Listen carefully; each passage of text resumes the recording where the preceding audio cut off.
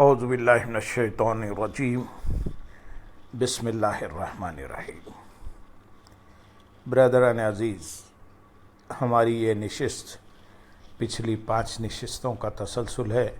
جس میں ہم عقیدہ علم غیب پر قرآن اور احادیث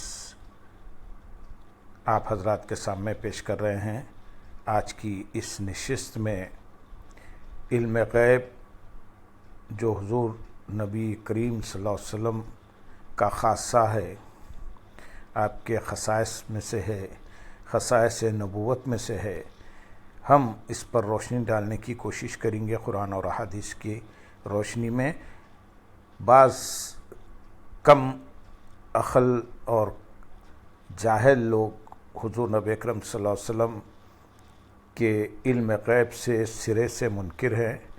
انہیں معلوم ہونا چاہیے کہ نبی ہی کہا جاتا ہے، نبی کہا جاتا ہے اس کو جو غیب کی بات بتاتا ہے، اور یہ غیب کی خبر اللہ تعالیٰ خود قرآن مجید میں حضور نبی اکرم صلی اللہ علیہ وسلم سے ارشاد فرماتے ہیں کہ اے نبی صلی اللہ علیہ وسلم، ہم آپ پر یہ چیز وحی کے ذریعے بیان کرتے ہیں جو کہ غیب کی خبر ہے، اور جو اللہ تعالیٰ کی قدرت اور نبی کریم صلی اللہ علیہ وسلم کے خصائص کو نہیں مانتا تو وہ سرے سے کافر ہے۔ علم غیب خصائص نبوت میں سے ہے، اور حضور صلی اللہ علیہ وسلم کو یہ خصوصیت بدرجہ کمال عطا ہوئی۔ آپ کی ذات علم غیب عطائی کی مظہر عتم ہیں۔ آپ صلی اللہ علیہ وسلم کو وہ امتیازی شان عطا فرمائی گئی جو ہمارے تخیل کی پرواز سے ماوراء ہے، چہ جائے کہ ہم اسے اپنی عقل و خرد کے پیمانے پر جانچتے اور پرکھتے پھریں۔ ساری کائنات کا علم حضور نبی اکرم صلی اللہ علیہ وسلم کے علم کے مقابلے میں جز کی حیثیت رکھتا ہے۔ قرآن مجید میں اللہ تعالیٰ نے حضور صلی اللہ علیہ وسلم سے حقیقت روح کے بارے میں استفسار کرنے والوں کو یوں جواب ارشاد فرمایا، فرما دیجئے روح میرے رب کے امر سے ہے، اور تمہیں بہت ہی تھوڑا سا علم دیا گیا ہے۔ آیت کریمہ سے معلوم ہوا کہ اللہ تعالیٰ نے تمام کائنات انسانی کو جو علوم عطا کیے انہیں علم قلیل قرار دیا گیا ہے، لیکن حضور صلی اللہ علیہ وسلم کو اس علم کی دولت سے نوازا جس کے ذریعے آپ صلی اللہ علیہ وسلم نے نہ صرف سارے عالم کو شرق سے غرب تک بلکہ کائنات پست و بالا کی وسعتوں کا مشاہدہ بھی فرما لیا۔ آپ صلی اللہ علیہ وسلم پر ان وسعتوں پر محیط کائنات انسانی کے علوم منکشف کر دیے گئے۔ حضور صلی اللہ علیہ وسلم کے علم غیب پر خود قرآن مجید اور احادیث مبارکہ شاہد و عادل ہے۔ قرآن مجید کی آیت انبیاء علیہ السلام کے علم غیب پر بالعموم حضور ختم مرتبت صلی اللہ علیہ وسلم کے علم غیب پر بالخصوص دلالت کرتی ہے۔ آیت نمبر 1، اللہ تعالیٰ نے علم ہر شے کو محیط ہے، اللہ تعالیٰ کا علم ہر شے کو محیط ہے، مخلوق میں یہ طاقت نہیں کہ علم الہی میں سے کسی شے کا احاطہ کر سکے، مگر وہ ذات قادر مطلق ہے اپنے بندوں میں سے جسے چاہے جس قدر چاہے علم عطا فرما دے۔ ارشاد باری تعالیٰ ہے سورۃ البقرہ آیت نمبر 55 میں، اور وہ اس کی معلومات میں سے کسی چیز کا بھی احاطہ نہیں کر سکتے مگر جس قدر وہ چاہیے۔ آیت الکرسی کے اس حصے میں علامہ کی ایک تفسیر اللہ تعالیٰ کے علم غیب سے کی گئی ہے، اور الاستثناء کے لیے ہے، گویا اللہ تعالیٰ کی مخلوق میں سے کوئی اس کے علم غیب کا احاطہ نہیں کر سکتا مگر اللہ تعالیٰ جس کو چاہتا ہے اپنے غیب خاصہ پر مطلع فرما دیتا ہے۔ حضور صلی اللہ علیہ وسلم افضل الخلائق ہیں، اس لیے یہ امر یقینی ہے کہ اللہ تعالیٰ نے آپ کو اپنے غیوب خاصہ پر جس قدر چاہا مطلع فرما دیا۔ قرآن حکیم کی آیت نمبر 2، اللہ تعالیٰ اطلاع علی الغیب کے لیے اپنے رسولوں میں سے جسے چاہے منتخب فرما لیتا ہے۔ وہ خود ارشاد فرماتا ہے سورۃ آل عمران آیت نمبر 179 میں، اور اللہ کی یہ شان نہیں کہ اے امت الناس تمہیں غیب پر مطلع فرما دے، لیکن اپنے رسولوں میں سے جسے چاہے غیب کے علم کے لیے چن لیتا ہے۔ تیسری آیت دوسرے مقام پر اپنے پسندیدہ رسولوں کو اپنے غیب پر مطلع کرنے کے بارے میں فرمایا سورۃ الجن آیت نمبر 26 اور 27 میں، وہ غیب کا جاننے والا ہے، پس وہ اپنے غیب پر کسی کو مطلع نہیں کرتا سوائے اپنے پسندیدہ رسولوں کے۔ ان آیت کریمہ سے انبیاء علیہ السلام کے لیے اطلاع علی الغیب کا عقیدہ ثابت ہے، اور یہ بات شک و شبہ سے بالا ہے کہ حضور صلی اللہ علیہ وسلم اللہ تعالیٰ کے سب سے زیادہ پسندیدہ اور مجتبی و مصطفیٰ رسول ہیں۔ اس لیے یہ بات نص قطعی سے ثابت ہے کہ حضور صلی اللہ علیہ وسلم مطلع علی الغیب ہونے میں تمام انبیاء علیہ السلام سے افضل و اعلیٰ ہیں۔ پہلے 3 آیت کی تفصیل ہم نے بیان کی۔ اب آیت نمبر 4 اللہ تبارک و تعالیٰ نے قرآن مجید میں حضرت زکریا، حضرت یحییٰ اور سیدہ مریم علیہ السلام کا ذکر کرنے کے بعد فرمایا سورۃ آل عمران آیت نمبر 44 میں، اے محبوب یہ غیب کی خبریں ہیں جو ہم آپ کی طرف وحی فرماتے ہیں۔ امام خرطبی رحمۃ اللہ علیہ اس آیت کے تحت لکھتے ہیں، یعنی حضرت زکریا، یحییٰ و مریم علیہ السلام کا جو واقعہ ہم نے بیان کیا ہے غیب کی خبروں میں سے ہے جو ہم آپ کی طرف وحی فرماتے ہیں۔ اس میں حضرت محمد مصطفیٰ صلی اللہ علیہ وسلم کی نبوت کی دلیل ہے کہ آپ صلی اللہ علیہ وسلم نے حضرت زکریا و مریم علیہ السلام کے اس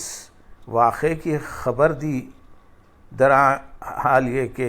آپ صلی اللہ علیہ وسلم نے کبھی کتاب نہ پڑھی تھی اور اہل کتاب نے آپ کی اس خبر کی تصدیق کی۔ امام خازن رحمۃ اللہ علیہ اس آیت کریمہ کی تفسیر میں رقم طراز ہیں،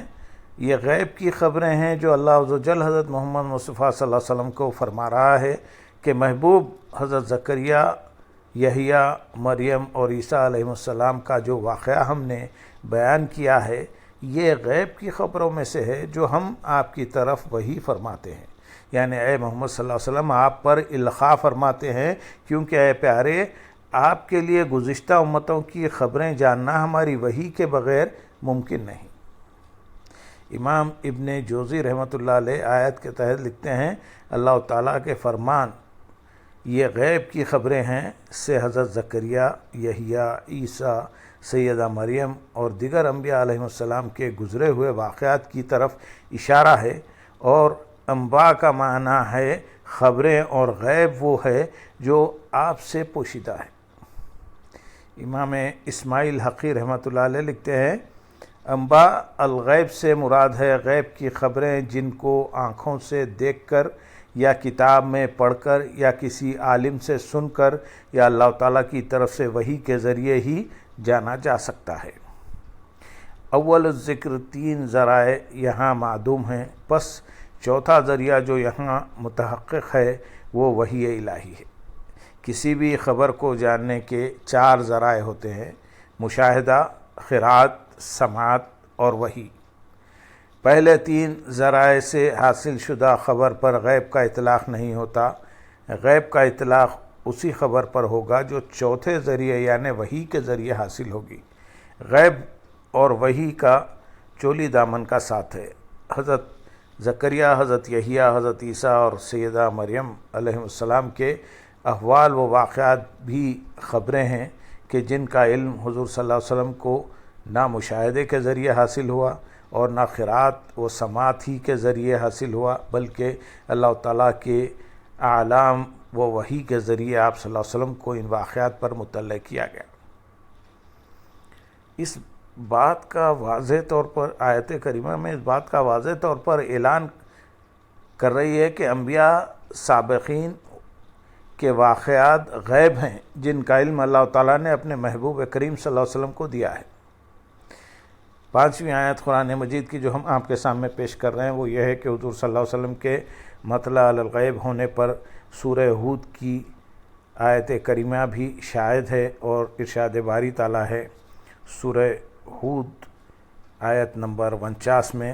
یہ بیان ان غیب کی خبروں میں سے ہے جو ہم آپ کی طرف وحی کرتے ہیں۔ امام خازن رحمۃ اللہ علیہ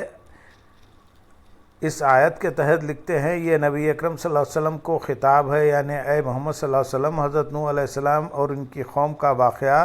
جس کی ہم نے آپ کو خبر دی ہے یہ غیب کی خبروں میں سے ہے۔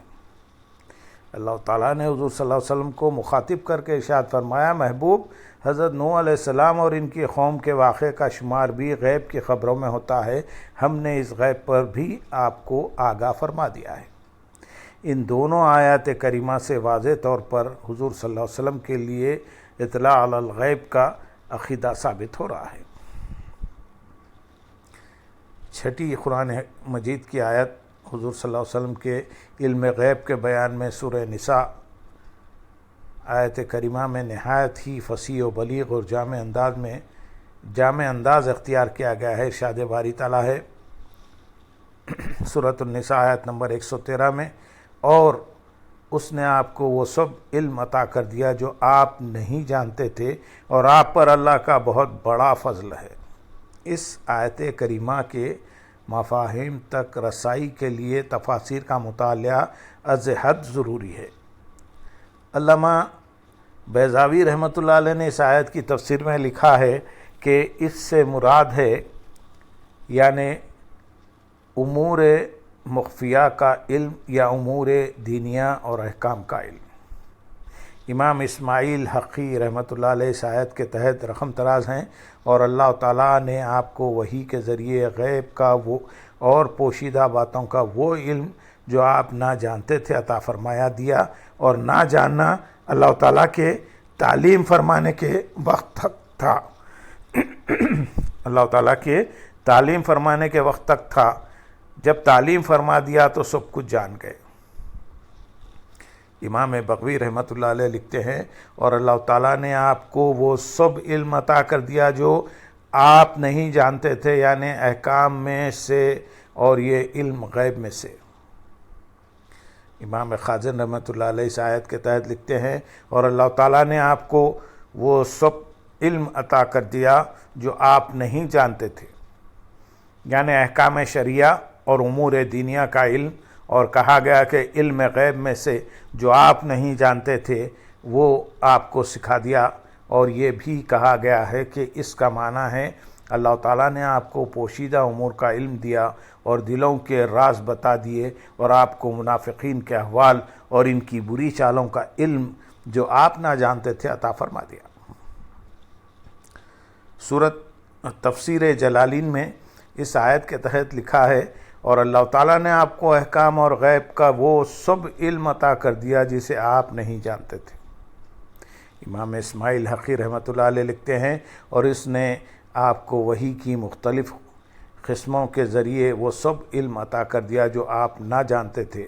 یعنی پوشیدہ باتوں کا اور دل کے بھیدوں کا، اور دشمن کی چالوں کو ناکام کرنے کا علم دیا، امور دین اور احکام شرع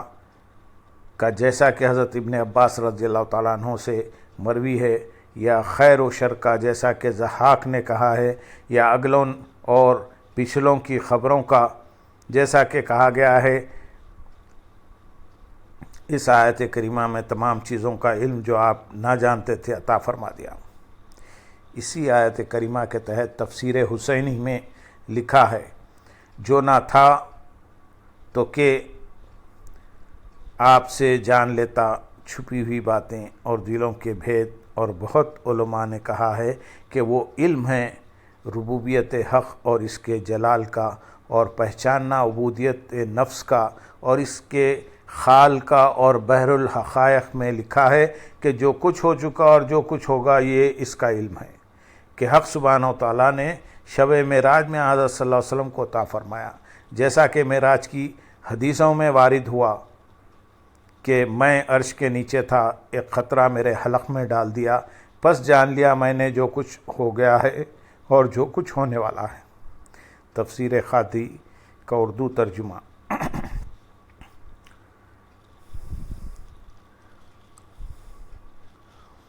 اس آیت کریمہ کی تفاسیر سے اقوال مستنبط ہوتے ہیں۔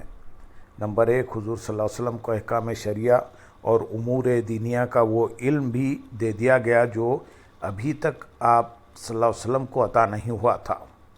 آپ صلی اللہ علیہ وسلم کو ان مخفیات و مغیبات پر بھی اطلاع دے دی گئی جو آپ صلی اللہ علیہ وسلم کے علم میں نہیں تھے۔ آپ صلی اللہ علیہ وسلم کو لوگوں کے قلبی احوال و کیفیات اور اسرار و مخفیات سے آگاہ کر دیا گیا۔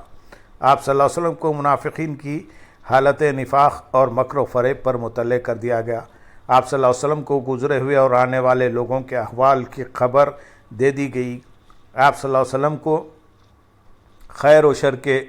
وہ امور بھی بتا دیے گئے جن سے آپ صلی اللہ علیہ وسلم اس سے پہلے واقف نہ تھے۔ آپ صلی اللہ علیہ وسلم کو ما کان وما یکون کا وہ علم بھی عطا کر دیا گیا جو اس سے قبل آپ صلی اللہ علیہ وسلم پر ظاہر نہ تھا۔ آپ صلی اللہ علیہ وسلم کو تمام امور کا علم عطا فرما دیا گیا۔ تفسیر، اس آیت کی تفسیر اور بالا تفسیر اقوال سے ظاہر ہوتا ہے کہ اللہ تعالیٰ نے اپنے محبوب کریم صلی اللہ علیہ وسلم کو بالتدریج ما کان و ما یکون کا علم عطا فرما دیا جو نزول قرآن کے مکمل ہونے پر پائے تکمیل کو پہنچا۔ اس آیت سے وہ اقوال مراد لیے جا سکتے ہیں، اس میں کوئی امر معنی نہیں ہے۔ اللہ تعالیٰ نے اپنے محبوب صلی اللہ علیہ وسلم کو ان تمام امور کا علم عطا فرما دیا تھا، بس آیت کو کسی ایک مفہوم کے ساتھ خاص کرنے کی کیا ضرورت ہے۔ آیت نمبر 7، یہ امر تسلیم شدہ ہے کہ نبی کو اللہ تعالیٰ کی طرف سے غیب پر آگاہی حاصل ہوتی ہے اور وہ اسے اپنی امت کے سامنے بیان بھی فرماتا ہے۔ اللہ تعالیٰ حضور صلی اللہ علیہ وسلم کے اس فرض منصبی کے حسن ادائیگی کو یوں بیان فرماتا ہے،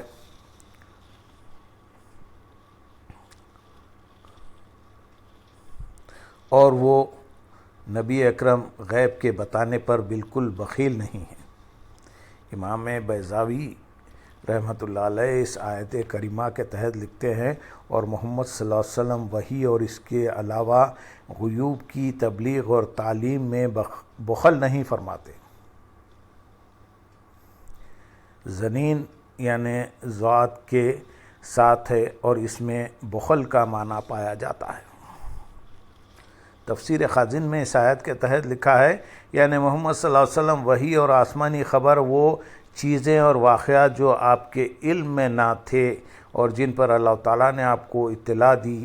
کہ بیان میں بخل نہیں فرماتے۔ بزنین کا معنی بخیل ہے۔ اللہ تعالیٰ فرما رہا ہے کہ میرے محبوب صلی اللہ علیہ وسلم کے پاس علم غیب آتا ہے اور وہ تمہیں بیان کرتے ہیں، بخل نہیں فرماتے، تمہیں اس کی خبر دے دیتے ہیں اور تم سے چھپاتے نہیں۔ اطلاع علی الغیب اللہ تعالیٰ کی وہ نعمت عظمیٰ ہے جو ہر نبی اور رسول کے حصے میں آتی رہی، اور نبی آخر الزماں صلی اللہ علیہ وسلم کو بدرجہ اتم ارزانی ہوئی۔ حضور صلی اللہ علیہ وسلم اسے آگے بیان فرمانے میں بخل سے کام نہیں لیتے۔ بخیل اسے کہتے ہیں جس کے پاس مال و دولت ہو اور وہ اس میں سے خرچ نہ کرے بلکہ اسے چھپا چھپا کر رکھے۔ جو خود مفلس و نادار ہو وہ کسی کو دے یا نہ دے اسے بخیل نہیں کہا جا سکتا۔ رسول اکرم صلی اللہ علیہ وسلم کے غیب کے بتانے میں بخیل نہ ہونے کے معنی یہ ہے کہ آپ صلی اللہ علیہ وسلم کے پاس غیب کے خزانے ہیں جنہیں آپ خود تک محدود نہیں رکھتے بلکہ دوسروں کو بتا دیتے ہیں۔